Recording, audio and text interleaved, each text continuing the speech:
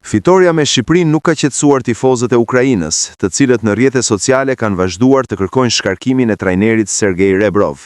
Edhe ky i fundit është pyetur në konferencë pas sfidës rreth të ardhmës dhe ka bërë të qartë se është gati të largohet, por vetëm nëse nuk gjen një akord të rinovimi me presidentin e Federatës, Andriy Shevchenko. Largimi mundshëm nga drejtimi? E kam një shef. Siç thash, do të flas me Andriy Shevchenkon. Kontrata ime skadon pas 2 muajsh. Ju a kam thënë tashmë, nuk mund të shtoj asgjë tjetër. Nëse Federata vendos se nuk ka të ardhme për mua në ekipin kombëtar, atëherë kaq është, s'ka problem. Nuk është problem për mua.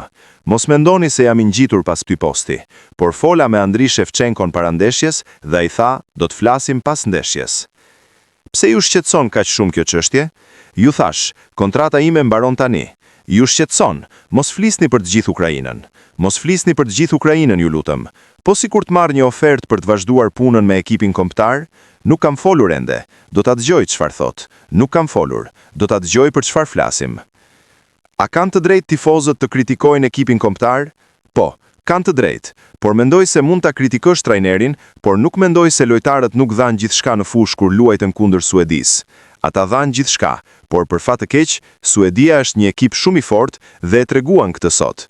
Dikush po bërtet, Rebrov, jashtë, nuk është problem. Një trajner duhet të jetë i përgatitur për këtë, çdo trajner, por nuk mendoj se lojtarët e meritojnë. Ata dhanë gjithçka në ndeshjen kundër Suedisë. Ata u përpoqën, por ndeshja kundër Shqipërisë, mendoj se ishte një ndeshje e mirë, por të gjithë jemi të zhgënjur sepse për fat të keq ishte një miqësore.